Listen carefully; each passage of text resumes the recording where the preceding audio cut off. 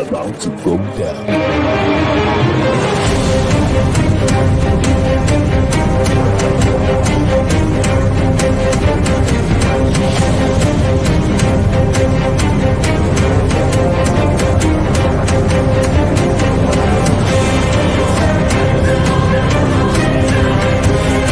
It's lovely pass, and there he turns cleverly. Can he find a finish? Oh, he can! Skilled by Joshua, and a return right hand. Good counter right. Bullen is hurt. Second right hand. That clipped him as well. Now he goes in for the kill. Well, Ricciardo is inching into the lead, and Ricciardo will win the Italian Grand Prix! Iguodala running the floor. Still leading the way with Canada in there too, with the Netherlands.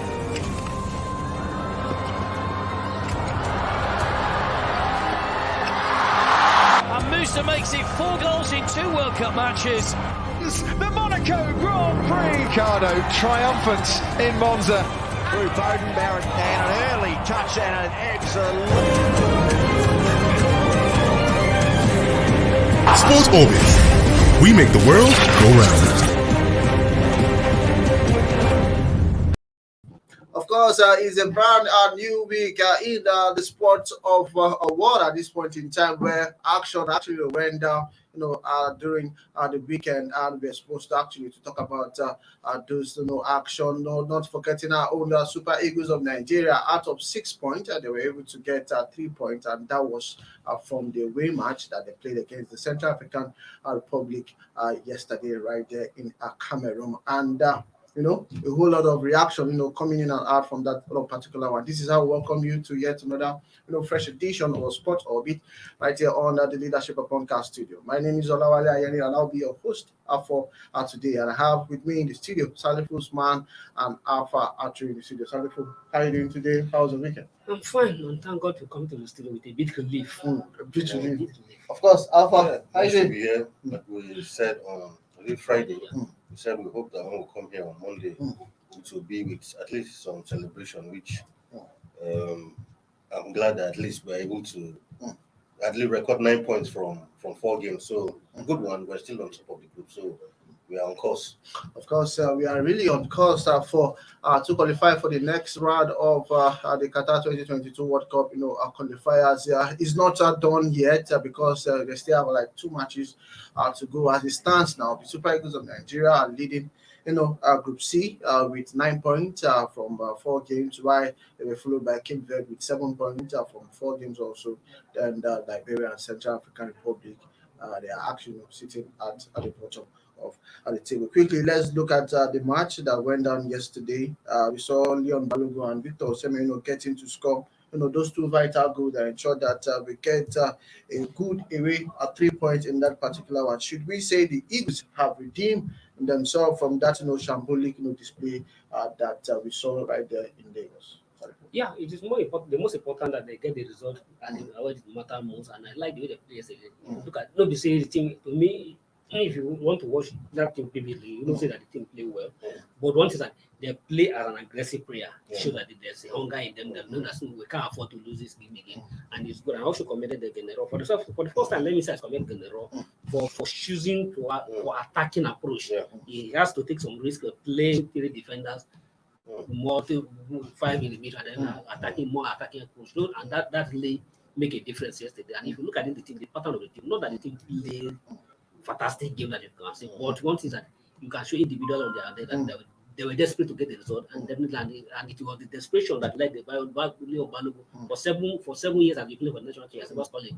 So because of that, everyone could get the result. That's why he was hurried to get to that place, and luckily for him, he get that goal yesterday. And also that also saved him because the first goal they go in Lagos were partially blame against him, blame on him, and he was able to at least rescue the team. And but just as you say, it is not yet done, or it's not yet done yet. And as you see, just like rightly say, 9, just 2 points above Cape Verde. That shows that the next 2 matches is still very crucial. You can't afford to drop any point in the next 2 matches. The next 2 matches is a must win for the Super Eagles if they must qualify for the next round. Because the next game against Liberia, you have to win that match and avoid to drop any point. Because if you drop any point, Cape Verde to take over you. And then the last game between you and Cape Verde become a two-other affair. Of course. So definitely, so Super Eagles to stay comfortable, they need to win their next 2 matches. Of course, no. After looking at the Super Eagles, the last 5 matches. Let's just go back from the last 5 matches. Looking at the game against Sierra Leone, we went 4-0.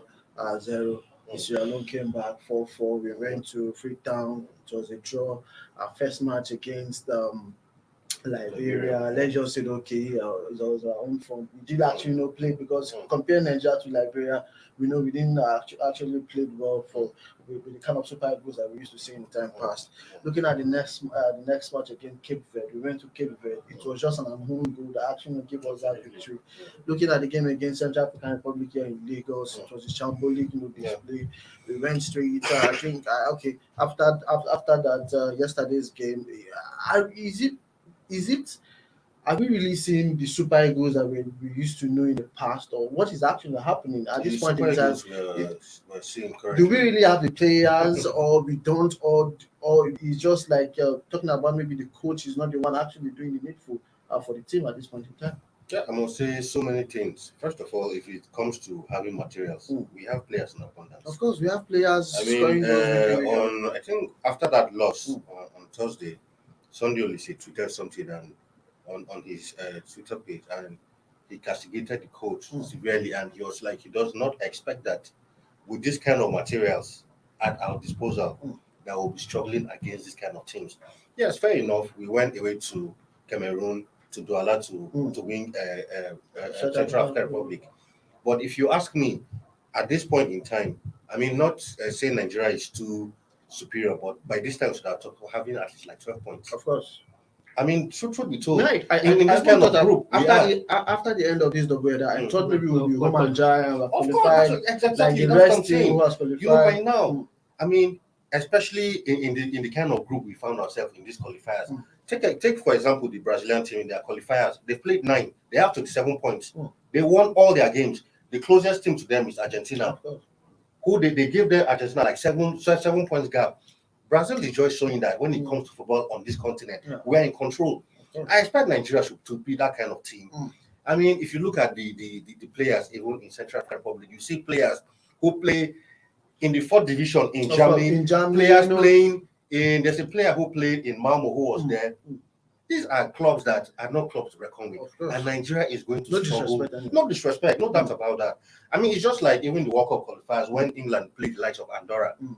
It was a whitewash. There are some teams that when you're going to play, you shouldn't even be expecting that our team should. In fact, the kind of boys England even fielded against Andorra, you know that okay, they expected that we are going to win. They didn't even start their usual starting 11. They gave boys like the likes of Sancho. Even Tammy Abraham was there. You know, a lot of players who were not regulars came into the team and they got the job done. That's what we're expecting from the Super Eagles team. When you're playing against Central African Republic, for instance, bring up this kind of fringe players who get the job done. But apparently, in the last 4 games, like you mentioned, even the games we've won, we haven't really won convincingly. We always struggle to win. And for me, I think coaching is part of it. With ourselves. Of course, I caught up with Rod after the match, and he said that it was because of the absence of Iwobi and Ndidi was the reason why we actually lost that game, in Lagos. But sadly, for going forward, we'll be playing Cape Verde and Liberia. Do you think we're actually doing the right thing to get maximum 6 points? Because we are going to be playing far away in Liberia. We know that when it comes to that, that particular country, talking about the legend who is the president at this point in time, they want to ensure that at least they get to win against the 3 times African champions Nigeria, just for the purpose of bragging rights, even though we know that at the end of the day they're not going to qualify. Then looking at this Cape Verde side, very, very young side, they know if they can actually beat Central African Republic and maybe Liberia get to draws, it will actually give them a lifeline when they actually come to Nigeria to play the last game, which will be in Nigeria. We don't know the venue yet, but at this point in time, do we really think that the Super Eagles can actually qualify? Taking the fact that Cape Verde is one team that they don't want to actually go down easily. Well, I strongly believe that if we put our hands together, we'll be able to qualify from this group. We never expect to say if. but the shock in Lagos has putting a comma in our preparation. So by now, just by everybody's expectation, everybody calculations that after this 4 round of man, we have home dry and play the next 2 games as a friendly game or just a formality. But unfortunately, but looking at the next game against Liberia, that to me that is the most crucial game. The other game is we are playing away, and if you look at Liberia, their performance of so far in recent time, and yes, at home they beat South Africa at home, and at the same time That's the only match they have won. that is the only match they have won so far in this competition. So I was even disappointed that they lost to Cape Verde yesterday. But this has been all we need to do is that we need to prepare and ensure that we have all our players in that and get it running to be on top of this game. And the Nigeria Football Federation need to do all the needful that needs to be done.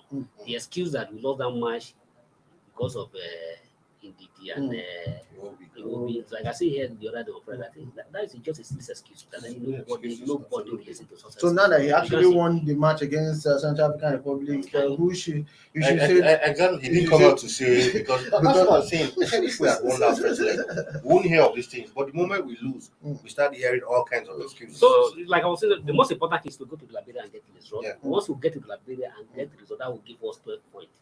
So, and if Cape Verde, who are our major rival in this competition, this group now, if they won their next match against Central Africa, that will also give them 10 points. So the next match between us and them in Lagos, or anywhere they wanted to play the match, just for Nigeria to avoid defeat. Just avoid the defeat. That's avoid defeat. So Cape Verde came also, but the way we play against Cape Verde at the home, beating at home, I think that they will not have any much threat to come to the Lagos. Well, let me not say so. That's the thing, we did Central Africa, just the Central Africa, they came to Lagos and get the result. But yesterday, the Central Africa was so confident that they are going to get the result. Unfortunately, that is why I say I committed the Super League earlier that the team, there's no much tactical that they play. So the fantastic play, but they were able to play very aggressive. Like we can't afford to win this match. Even Ahmed Musa yesterday, I appreciate he did well in that competition. So all we need to do is to ensure that we play as together and play against the get the result against the Central place like that, which is very, very, very important. Of course, getting the results against Liberia in Moldova will be a very, very, very, very important, point that the Super Eagles will actually lead in the quest to qualify for the next round of the World Cup qualifiers.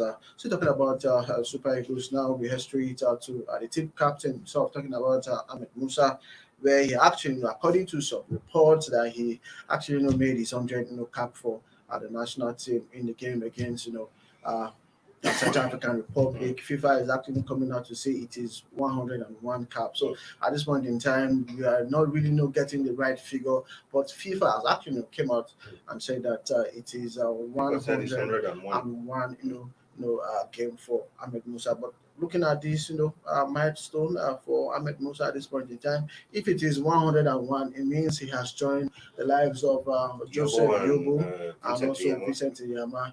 Then if he gets to play against Liberia and also Cape Verde, it means he will set a new record and will become the only Nigerian player that actually played in 102 and 103 games. But looking at the future of Ahmed Musa, for me, he's still agile. He still actually get to put more effort than some other players that we get to see in the national team. But quickly, let's just talk about his 100 cap. Yeah, I mean, getting to whether it's 100, whether it's 101, it's a milestone. Because when I heard that report, even from the first time when he was contemplating whether it was 99 or 100, the fact is that I tried to cast my mind back when he first came into the national team. And you begin to wonder that in spite of so many great players have passed through the Super Eagles, and a lot of them didn't even get up to 90 caps, not even 80 caps. So it's a huge achievement, I must confess. And I looked at him and like, you mean Musa is already at this number of caps? And he's not a goalkeeper. No, exactly. So wonderful achievement. So it means he has, has represented Super Eagles well, has spent his time. Well, I mean, for you to achieve one record means you've been in the Eagles in the team at least 10 years above. So he's been there for a while. He deserves it. He deserves the captainship and all of that. So I really hope that he goes ahead to break the record, make it 102. I mean, in some other countries, you see players having 125, 127 caps. So I expect him to at least go all the way and have even up to 105, 110 caps. But I mean, getting to this milestone is a huge achievement. And congratulations to him. Salif, looking at the Super Eagles team right about now, which player do you see getting to reach the feet most of the action of which at this point in time? It's a tall order. But one thing is that just like Alpha say, I want to echo you the same that Americans need to be celebrated. It's really has really done well. Because if you're looking, even the so-called big star we have in Nigeria, the celebrity players, none of them even make it 70. Exactly. Can't no Exactly. JJ, but none of them even make to the 80 cap. And even the second them permit that his name is Stingray, he only play for the 5 cap for the national team. Exactly. So many great players of this country, none of them even get to 17 to play 17 and at the same time looking at Ahmed as a striker. Okay, this is the Yama. Joseph Yobo, who made to that milestone. This is the man was a goalkeeper. His position throughout his era as a Super Eagles goalkeeper was never threatened. As a goalkeeper, Joseph Yobo, unless it's not report to camp, his position as a defender was a short started into the tournament, and that was all they were able to make to this one. But Ahmed Musa as a striker, and that is where we have many players competing for position. And within the short time, make himself to the Super Eagles. It's not 2010. That's what he said. Okay, within this short time, he was able to make 100, and as a striker, I don't think in the present crops of Super Eagles, it will take a very long time to have player who play as a striker. And I'm not saying any player cannot beat his record, but who plays a striker who will beat Ahmed Musa record, it will take a very long time. It may not be this our generation. Of course, it will take a very, very long time, but at this point in time, we need to go for a short break. And when we come back, it's Sports Orbit. We still have a whole lot of sporting news for you, right from the MPFL to the youth games that is actually kicking off right there in Liberia. But for now, we'll go for a short break. Don't go nowhere.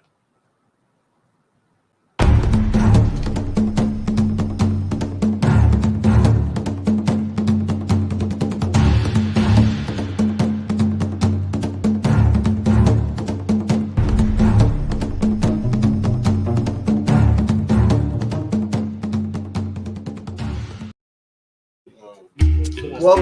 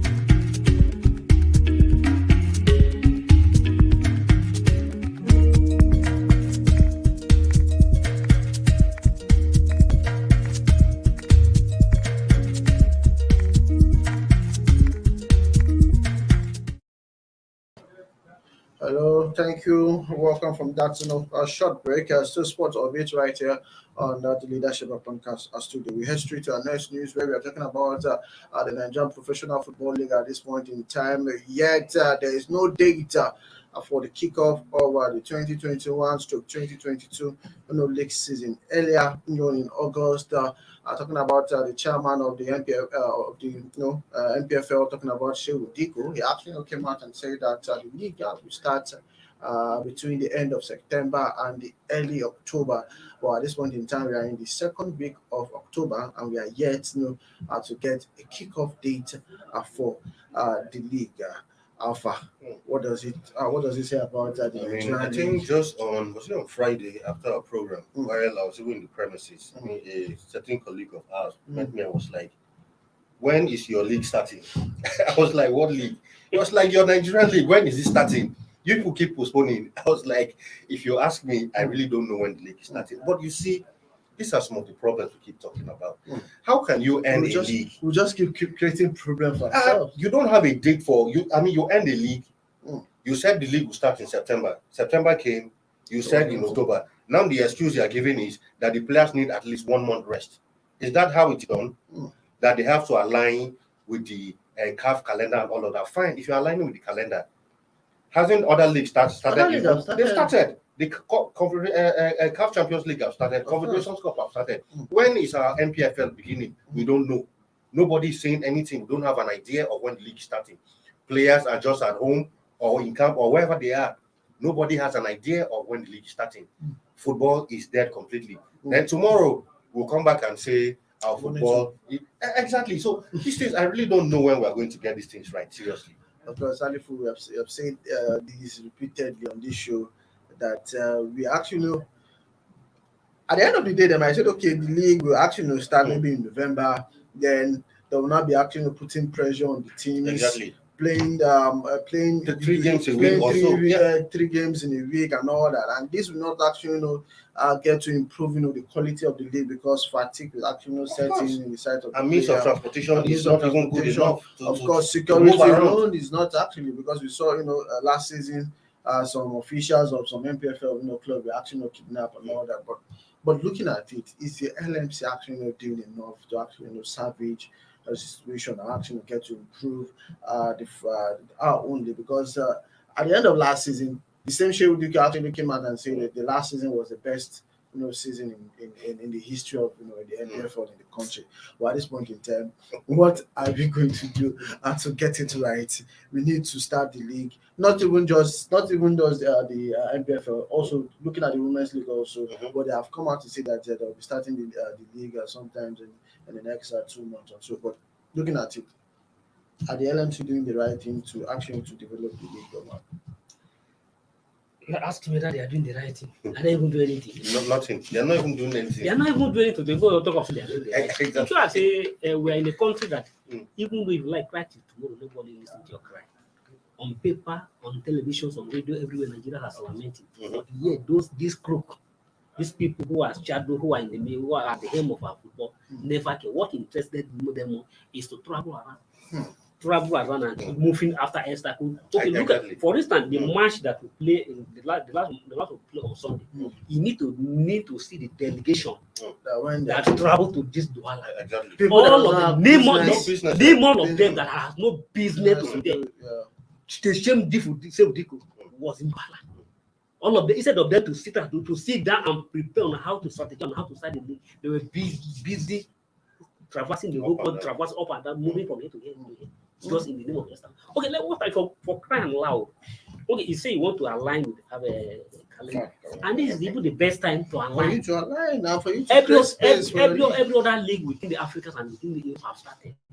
As we are talking in EPL, we are going to do with 8. Yeah, exactly. Okay, now this is September to this level. October. This October to this level. October we're level, and the next 2 weeks now, the next 2 weeks or 3 weeks now we're in November. After the November, then we're in December. So where are you going to start the league? And they will not tell you that they need to go for Christmas break and all that. And up to now, they have not even said anything in motion to tell you this is the appropriate the time we are going to start the league. And again, in January, that will be the Nations Cup, and they will tell you they need to go to the Nations Cup, and the league must actually go on break. Yeah. So it shows that the league will be on. I mean, it just shows how we take football. This Shehu Dike has been in the saddle for the last 5 to 7 years, managing the same league up to today. He cannot get his right. And if you attempt to criticize or to say anything, they say you don't like them, you don't like them. Do I need to like you when you're not doing anything? What is my business liking you?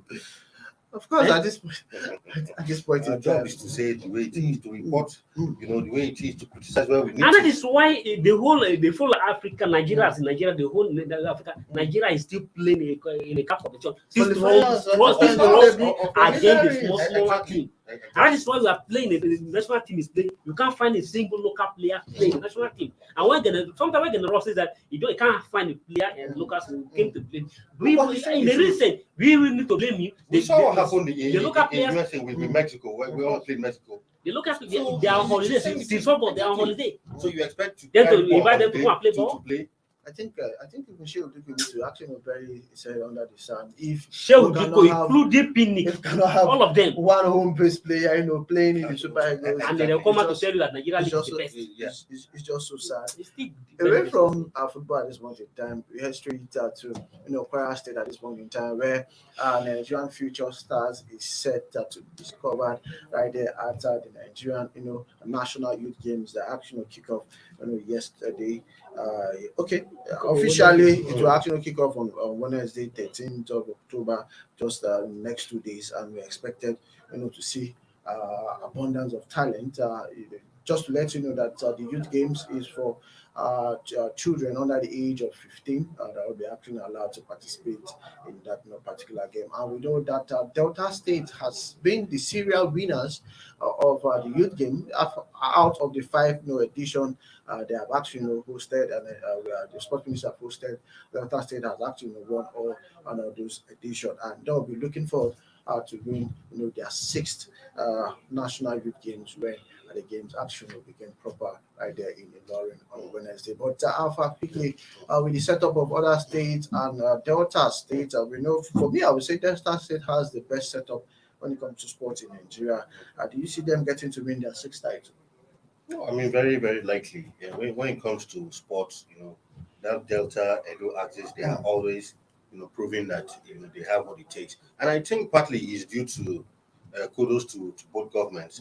It's partly to the importance and the seriousness with which these state governments at least put in support of, even in support of their local athletes. And the truth is, like we keep saying in sports, is there's no magic in this thing. If you don't invest, if you don't give the right encouragement, if you don't motivate players or sportsmen or women, there's no magic they can do to perform. You don't go to a competition hungry. How do you expect to perform? But some things are supposed to be put in place for you to excel. So, but kudos to the Delta State government, the Edo State government, and a couple of these South states. They Southwest, yeah. So I think to some extent they do well to at least do the right investment in. It might be little, but at least it rubs off on these athletes, and that's why you see their athletes performing very well when it comes to national sporting events like that. So and if Delta or Edo State eventually still emerge as overall winners, it won't be any surprise. Of course, 37 sports will be actually competed in these particular games. Salifo, quickly, what should Nigeria expect from that particular games? No, there's nothing to expect. I expect to see new generations of athletes that will be unveiled in that competition. So what the essence of the competition? That's the essence, actually. To discover new talent and discover new athletes that will come and take over from the Asian athlete. And kudos to over the years, the likes of Odunai, the likes of Nseumbo, and the rest of them, all are all products of this youth game. And there are many of their ties also whom we may not be able to measure all of their name here, who are also came out from that youth game. Very good. That is one of the initiatives of the program that the Nigerian government have initiated in the present time. And the kudos are also given to the government that we are able to sustain this competition consistently year in, year out.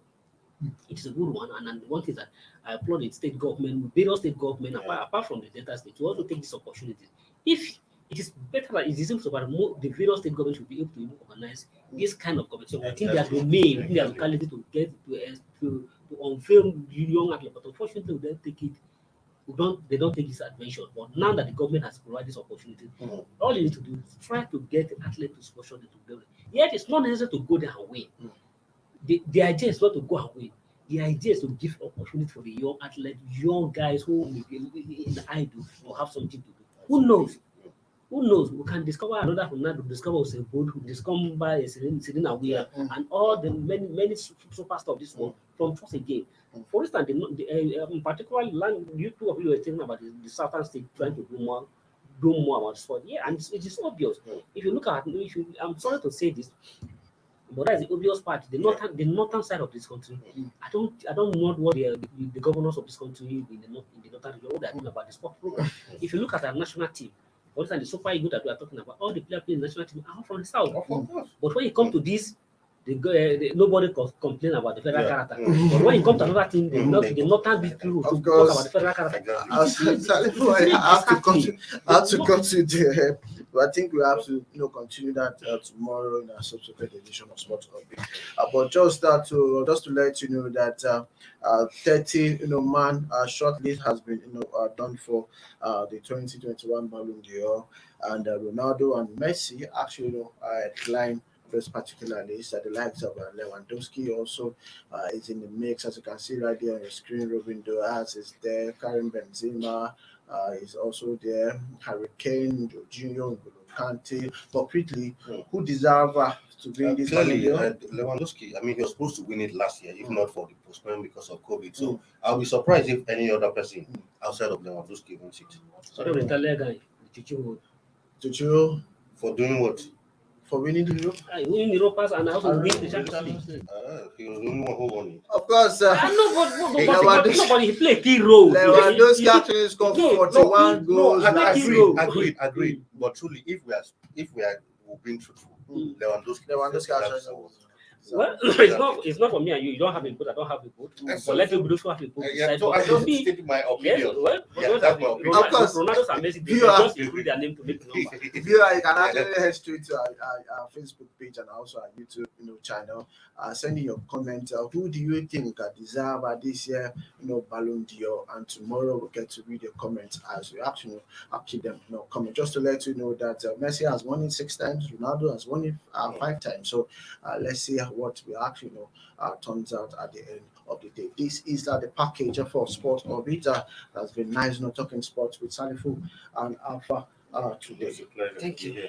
Because of viewers, so we tell you that you should make a return with us at same time tomorrow, where we'll bring to you another fresh edition of Sports Orbit right here on the Leadership Podcast Studio. But for now, my name is Olawale Ayen. I'm saying bye-bye for now. Do enjoy the rest of the day. God bless the Federal Republic of Nigeria. Bye-bye.